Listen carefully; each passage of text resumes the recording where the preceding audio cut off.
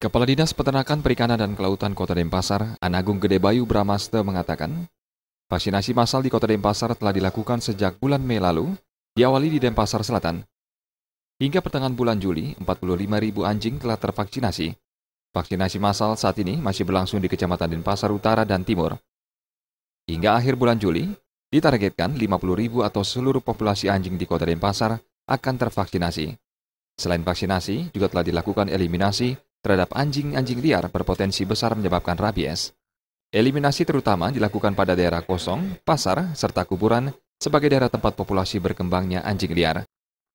Dari sekitar 50 ribuan populasi yang kita prediksikan di Denpasar, kita sudah mencapai vaksinasi sekitar 45 sekarang, masih berlangsung. Nah, kegiatan vaksinasi ini kita jadikan satu dengan kegiatan sosialisasi tentang penanganan rabies. Anagung Gede Bayu Bramaste menambahkan, dalam vaksinasi massal, pihaknya mengakui masih mengalami kendala berupa waktu vaksinasi, rumah penduduk yang memiliki hewan peliharaan kerap kosong dan pintunya terkunci, sehingga petugas di lapangan tidak bisa melakukan vaksinasi.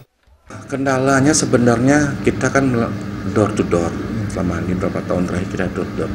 Kendalanya di Denpasar, masyarakat aktivitasnya tinggi, ya biasanya siang kita banyak rumah yang tertutup, kita tidak bisa masuk, ya.